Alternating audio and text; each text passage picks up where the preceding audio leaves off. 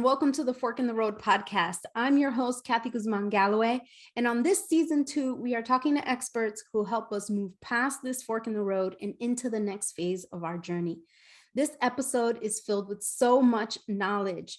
Dr. Froswa Booker-Drew is talking to us about networking when you haven't networked in a long time, and the insights and guidance are golden. She talks about social capital and how relationships are currency. She shares excellent advice on how to build your network starting today and talks about how we must change the narrative, that negative narrative that we have about networking and relationship building. These are the stories that we tell ourselves. And finally, she tasks us with an assignment that can change our network by year's end. So I hope you take lots of notes and then get to work. Hello, Dr. Froswa. I'm so happy to have you on the program today. We are talking about a topic that is really important to a lot of people. I think even if you've been doing it for a long time, you are stressed about it. So certainly having been out of it for a long time is an overwhelming stressor. So I'm glad that we have you to help guide us through this process as we talk about how to network when I haven't networked in a long time. And before we jump into the topic itself, we'd love to hear a little bit about you. Tell us about kind of your background and the work you do now and how you kind of became an expert on the topic of networking. So I'm delighted to be here. Thank you for having me on the show. And I'm excited to share with your listeners. You know, initially, I had been doing this ideal of social capital, which is about networks and relationships. And throughout college, I had these amazing mentors and sponsors in my life who opened doors for me. And I had no idea that what they were doing was really setting me up for my future. And I didn't have a name for it, but I just always felt it was important to keep in contact with people, to maintain relationships, leverage them.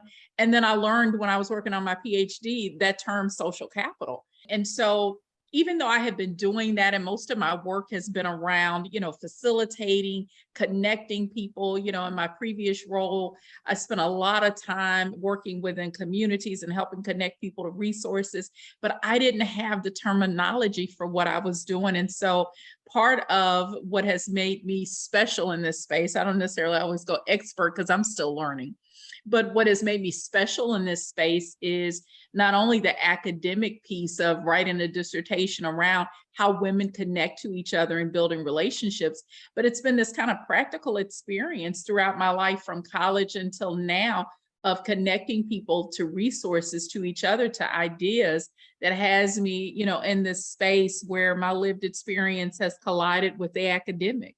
So tell us about your academic background. So I have a PhD in leadership and change, and my focus was on social capital. Basically, how is it that women, diverse women, build relationships? And I was intrigued with this idea of using this practice called immunity to change. There are these two professors out of Harvard who wrote this book called Immunity to Change. It is powerful. I encourage everybody to get this book because it talks about at any age you can change. It really is about the mental plateaus that we have. And so I won't go into all the mindsets that they discuss, but I wanted to take their tool and see if that tool could be used to help women build relationships and hold each other accountable. And so I brought together this diverse group of women from, early 20s to, early 60s, and really had them talk about these different topics. And it was guided conversation. I learned a whole lot. I learned about the fact that when we are in community with each other, something happens that's called perception transformation. That when I'm listening to you and you're telling me your story, my mind can begin to change about things where I'm going, I may have thought one way about this, but now because I'm in proximity to you and I'm seeing you're a good person and we're vibing, maybe I should reconsider my stance on X. And so I remember I brought the women together, and two of them had lost their jobs, one being Black female, didn't have a position that was extremely prominent, but had been there for years, very connected in the community. And another was a white female who had a big title. And for her, it was her identity had been lost. For the African American female, it was like, well, how do I make ends meet? And having them in this space together to share did this perception transformation, but they were able to share resources with each other and help one another out. And so without giving, all the detail of the research, it really helped me come up with these ways of thinking and knowing about how, when we're together, how that can change relationships, really thinking about ways in which women can connect together and build long-lasting relationships. There's this term called high quality connections. And so how do we focus on building these connections that impact us, that are not just transactional, but transformative? Again, that's a piece of it, but I'm hoping that with that information, it helps women to think about the ways in which they connect to each other, and that despite diversity, differences, that there's so many things that we have in common that can bring us together when we're proximate in safe spaces and are willing to share. And I love that. And I definitely feel that in my experience, having left a corporate career where a lot of that network is baked into the experience.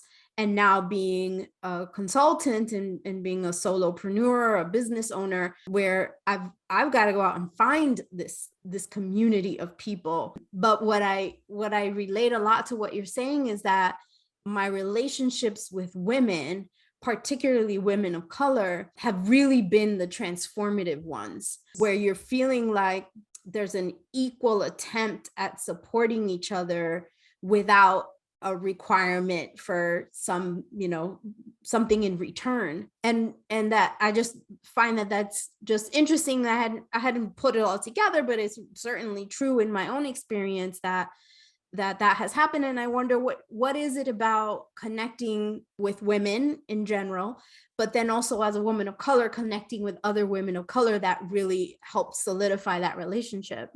It's interesting you say that, because yesterday I went to this spa and there was a Black female who's the owner. I didn't know she was the owner, and we started talking and she's telling me about it. And immediately I was like, I want to see you win. So what can I do to help you win? And recognizing that there is nothing that I lose in connecting. And I think that's the problem for many people. We see that when we are helping others or sharing resources, that there's something that we lose. And for me, I gained so much from talking with her, giving her, encouragement and support, because it encouraged me to see how she's hustling to build this business. And I already sent a friend a note. I was like, you have got to go see her. She's doing this, and so what does it look like for us as women to begin to think about the collaboration and the spirit of co-creating with each other to win? And I think that for women, it's important, because when you look at data, especially in corporate America, and you see how many women are at the C-suite, and you begin to, even where I came from, a nonprofit management, and you see the number of women that are in senior leadership positions or serve on boards of directors, and they're women of color, the numbers are dismal. There's been some progress, but there is enormous work to be done. And so when we step out of those spaces and begin to start doing our own thing, our success is going to come from supporting each other and saying that when you win, I win. And how do we create these communities that are not just in talk about, yeah, I want to see you do this, but it's like, no, I'm going to really get behind you, and I'm going to call this person. I'm going to put you up on Facebook. I'm going to help you do this, because in helping you, it helps me. And so it's changing the paradigm of how we see connecting and relationships, from this transactional of you do it for me, I get something back. No, it's transformative, that if you win, the doors that can open for me is also just as lucrative as it is for you. And so I'm hoping that women begin to start looking at their relationships very differently from, I'm going to talk to them because they have something I need, to more of, if we get together, we can change this world. I love that so much. And it feels like it happens organically sometimes, but I like the challenge of of being intentional about it Yes. and really showing up with that type of perspective about how you can help others. And I would love for you to talk a little bit more about the term social capital. I've heard it thrown around many times. I can generally understand the concept, but would love from an academic perspective and even in practice, how do we really think about what that is? So it's recognizing that that is a form of currency. Your relationships are not just, I know this person. When we start looking at money, money is tied to relationships. It just doesn't fall out of the sky. It's connected to another human being for a service that you provide. So when you focus more on the relationship, the service and all those pieces can come together. But at the core, social capital is trust. I can't build a relationship with you if I don't trust you, and I can't have trust if there's not this proximity that exists. So we got to be in spaces together in community, whether that's virtual or whether that's in person. It is making the time to make sure we're creating a space to get to know each other so I can trust you and want to do things with you. So there is this scholar by the name of Robert Putnam. He wrote a book in 2010 called Bowling Alone. And this man does probably one of the biggest comprehensive studies on social capital. And some of what he found was that when communities have high social capital, folks vote. When communities have high social capital, educational outcomes are better.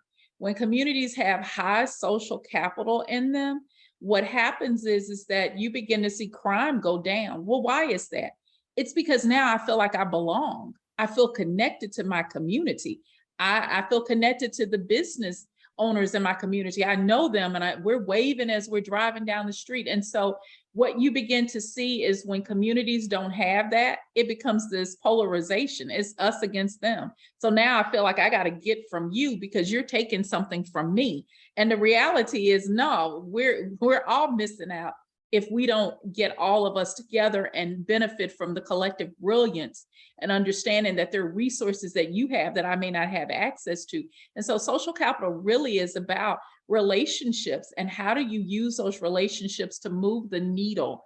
And in every community, you will notice that it is done through the connections that we have. So whether it's, I talk to my congressperson because I need them to do X. That's using your social capital for influence. It's whether like what happened with me and this business owner. I'm walking in, we're talking, we're connecting because we're both business owners, and then saying, hey, I want to help you. We're building our social capital. And then she introduced me to someone else. So, we do this every single day. And as women of color, we have got to begin to understand that it is currency. It's not just something that's compartmentalized over there. How do you use that to move the needle in your business, in your personal and professional lives? We need relationships. We need each other. Amazing. Thank you. Sounds great. But give me the but. I haven't done this in a long time. I have not actively gone into the world to try to talk to people. I'm sitting in my bubble of the 3 people who sit around me in my cube, or the 5 people I do conference calls for the last 2 years. I've been working from home. I'm not going to lunches or dinners. I have not been in any events. I'm not going to conferences. I'm at 0. Yes. Please, Dr. Froswa, tell me where to start. How do I even begin this process? So there is this amazing activity called Coin, and you can even go on LinkedIn and or Google it. And it's circles of influence, and your network. It's circles of influence network, and it's this chart where you begin to start mapping your relationships. So you're in the center, and you start thinking about who are the people that know about your business and know about your work. And then there's a second layer. They may know you, but they're not really familiar with your work. And then there's a third layer of this outer layer of they may have had contact with you. They don't know you well. They don't know your work, but they could be someone you need to connect to. Building these relationships has to be intentional. So it can't just be this loosey-goosey. You can do that and just go out and meet people. But if you're really trying to build a business, you need to really start mapping what you already have. LinkedIn is an amazing tool because what I don't think many of us realize is that first level of relationship that we're connected to, Quite often, we don't know those people. We just friended them. So what does it mean to start doing virtual coffees with people? If you're comfortable with going out in person, then so do it. I am a believer that at least twice a month, you should have 2 new people that you're adding to your network. And that's easy. It's a virtual coffee. It's, I'm doing one this evening with someone that I don't know, that we're going to talk about, what she's trying to do and, how we can support each other. How do you start making the time to do that? And it's that simple. So using your social media and beginning to identify people that have, similar interests, or I call them sympathetic sectors, that there may not be in the same line of business that you're in or work that you're in, but they're doing something similar that they may have access to networks that you don't have.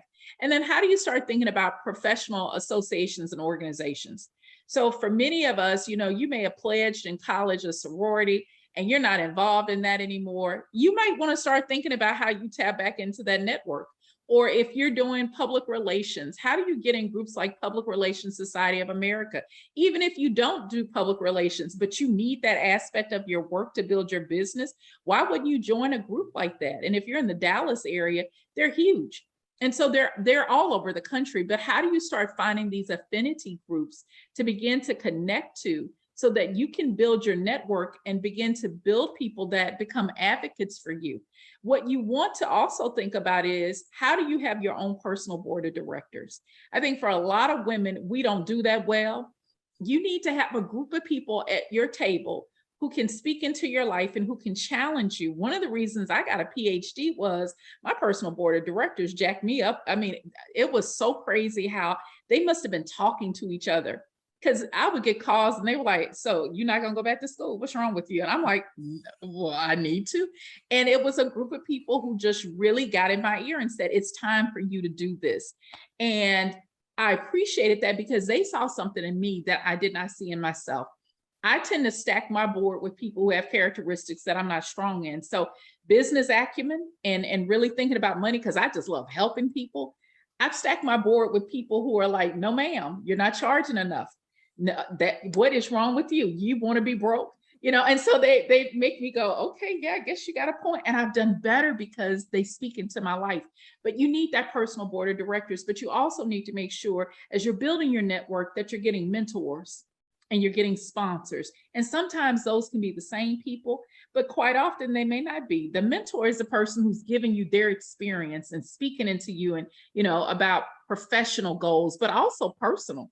Because there's certain areas personally that we're weak in, and you need people to talk to you. If you are just newly married, you want to talk to somebody who's been married a long time to tell you, don't do that, let that go. You want to seek those people out that can serve as an undergirding for you.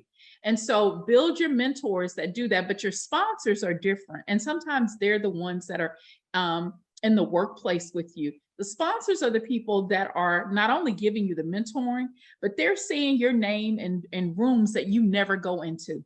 They're the ones that are advocating for you when you don't even know. And they're saying, hey, you need to contact, Kathy, because Kathy is doing some really good work in this space. Reach out to her. So how do you make sure that you are developing, these groups of people in your life that support and undergird the work that you do, that serve as a launching pad so that your business can blow up, because you got this army behind you that's helping you do it. So it goes back again to the relationships. You gotta have people to help you do this well. So use your LinkedIn, start mapping your network and build that board. I don't have words. I'm like blown away by the things you were saying to me. Right? Just this idea of a board of directors. We can end this conversation right now. You've done your job. And I'm immediately going to be working on recruiting a board of directors. I love the concept of that. And I'm really clear about what you're saying. I got to go do. I got to go out into this sort of the sphere of the circle of influence that I have and find that first connection, second connection, third connection, and start to build relationships there. I need to go out in places that these groups and associations that are important to the work I do, where I can start to build networks in. I got to build a board of directors, and I got to get mentors and sponsors that do different things for me. I'm blown away by the idea that someone is speaking my name into rooms where I'm not present, where maybe I can't go into. I get all of that, and it feels really powerful. How do I literally start a relationship with someone? If I'm thinking about what you're saying, it feels a little bit like I am asking people for something, right? So the first part we were talking about Yes. giving and giving and giving, but there is a little aspect of asking for, how do I feel comfortable asking people to help me? Yeah, and I think that's something we got to get over, Mm, because I think that so often we block our own blessings because our ego and pride gets in the way. And I think we have to be comfortable with being vulnerable. And I'll give you an example. So last night I'm teaching and I was doing this presentation and telling a story about my life. And as soon as I started showing pictures of my childhood, there's a piece of me that goes, oh my God, these are my students. I don't know if I want them to know that about me. But mm, I had already started. And when we ended, one of my students said to me, she goes, I want to thank you for being vulnerable and sharing it, sharing your life. And I was like, oh my God, that's what it is. I was so uncomfortable because I was putting myself out there and sharing pieces of me. And for a lot of us, that's frightening. That's why networking is hard, because it's like, I got to share something about me. And I don't know if I want you to know that. And then one of my students made the comment, and I went, yes, this is it. She goes, that is why my network won't grow. She goes, I know all these people, and because I will not be vulnerable, I'm missing out on opportunities because I will not go deeper with some people like I can. This is a process. And I don't want people to think that in 2 days you're going to have your network built up and you're ready to rock and roll. It is a process of finding people. It takes time, but you got to be committed to you. If you're committed to your business being successful, you got to be committed to you and knowing that you need help to do this and that you're willing to do what it takes, and knowing that it is a process. And sometimes you're going to kiss some frogs that you're kind of going, oh yeah, this mentor didn't work out. They talk too much about them. They're not helping me. That's okay, because there's a lesson in that you'll get as a result of it. mm, But take your time in doing this. Map out the characteristics that you want in a mentor. I think we get so caught up in this ideal of success. And I see someone who's made all this money. Making money does not equate to character. And so they may have it. It doesn't necessarily mean that they may help you get it either. mm, So be very mindful of, I'm not just looking at the position of a person and what they do and this functionality. I'm also looking at character traits, what got them there and what keeps them there. I need to know that, and I need you to invest that in me. So pay attention. For you in the beginning, it's being an investigator and going around and writing up this list of, these are the things that are important to me. This person has that characteristic. Maybe I should reach out to them and do a virtual coffee and just talk and learn more without walking in and going, mentor me. Take the time to get to know them. And that's where the win-win comes in, because you may have something to offer them too. So take the time to get to know them. And if there's this click that happens, you feel like you can gain something, then that's when you ask, hey, I'd love for you to mentor me. And that relationship may stay at a mentoring relationship, or it may be that becomes your sponsor too, where they're going, yeah, I can't do this, but I got somebody else who can do it. So just be willing to put together, just like you schedule your meetings, schedule the time to build relationships too. Use things like Meetup. Meetup is an amazing website that has all these different mm. volunteer groups and opportunities. How can you start finding groups to connect to once a month that you can be a part of, just to build your network and get to know some really cool people?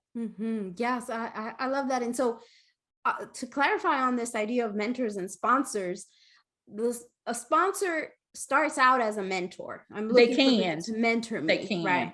And am I Mhm. asking someone to be my sponsor, or does that sort of Oh, happen you can. organically? Yeah. It's a combination. I mean, I've seen in the workplace where there are people who, do that, just they see your potential and your possibility and they just do it for you. And there are other times where you may go to someone and say, I really need your help to advocate for me. What can I do better? What do I need to know? And that person works with you, but they're still also telling other people, you need to help this person. I find myself quite often doing that for people, because I recognize, as my grandmother used to say, when my fist is closed, nothing can get in it.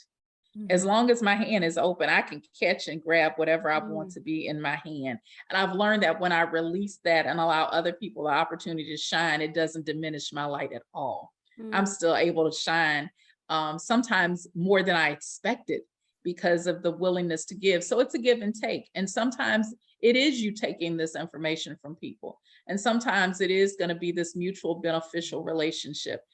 Try to make sure that it is beneficial for everybody that's involved, that you walk away feeling like you not only got something, but they feel better too, because they were connected to you. Yes, I love that. And you're making me think about my own journey as an entrepreneur, a small business owner, in that in the first few years of having left the corporate world and kind of being on my own, I found it to be really hard to reach out to people and to connect to people for the exact, now I can reflect back and know that it's for the exact reason you're saying, that I felt vulnerable to go out and ask for help. And these days, I find it to be very easy to connect with people like you suggest, in virtual coffees, and I meet people for lunches.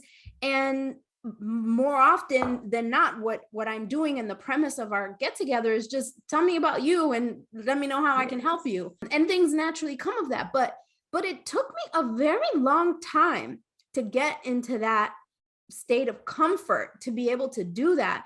And so I wonder, above and beyond what you've already given us a lot of guidance on how to kind of get started with that, but what would be your suggestion for how I could have accelerated that process, right? I don't want it to take 5 years to feel comfortable. How do I get there more quickly? But you just said it. It's analyzing the stories that you tell about yourself in the relationships. I think if we tell these stories of, oh my God, it's so hard, it's so bad, it's so awful, you attract more of what you focus on. So if the focus is negative, you're going to get more of that. Pay attention to the stories that you tell about relationships. And I think it's important to even kind of go through your own life, like you just said about, when you were in corporate America, what those relationships were like, what were some of the lessons that you've learned? And then do some reflection on, so where are you now? And what is it that you're telling? Because if you're telling the story of defeat and it's difficult, then you're going to get more of that, and you're going to bring more people into your space with that. So how do you change the narrative about relationship building? And recognizing that even when you have these tough relationships that you've gone through, what are the lessons that you've learned, and how can you build on those lessons? I think that's the starting place, because so often we want to build the relationships and we look to other people without looking in ourselves and seeing what is it that we say and believe about people and relationships. If you have this inerrant belief of, I can't trust people, then you got to check that, because that's going to be hard to build a relationship. And what I said earlier, if trust is the core of social capital, how are you going to build a relationship when you just say, I can't trust people? So you're going to build more transactional relationships than ones that are transformative and elevate both of you or all of you that are involved. And yeah, there are times you're going to get burned. It happens. But how do you make sure that that doesn't become this narrative of everybody is bad versus that person lost out? I learned a valuable lesson. What am I going to do moving forward to continue doing this and not giving up on me or giving up on people because I had one bad fool I had to encounter or two? What I hear you talking about is really a growth mindset, right? To that, Yes. whatever comes your way, how do I learn and pivot from that to keep moving forward versus stopping? Yeah. Yes. And getting into a pity party where then you just spiral out of, well, nobody's trustworthy, I've got to do this all myself. And so you end up staying a small business owner and not growing, because then you believe that I got to be all things to everybody and do everything. And at some point, you want your business to get to a place where you are going to need help, where you're going to have to delegate and hire people. But if you focus solely on the lack of relationship, the trust that I don't have, it's going to be hard to bring people into that space and they stay with you. Absolutely. No one wants to be in that kind of negativity, right? Okay, so I've heard everything you said. I feel so engaged. I feel excited about this. I think I can do it. What would be your advice for what I should literally do right now? Like the very first thing I should start working on. What do I do first? So go through your network on LinkedIn and start looking at the people that you don't know and want to know. And two, the ones you know, but you need to leverage and talk to them more, and put together your calendar and your approach of how you're going to start meeting with those people. So by the end of the year, there should be 24 more people that are in your network.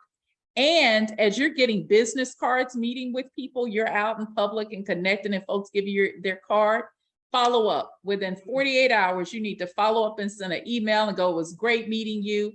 Let's connect.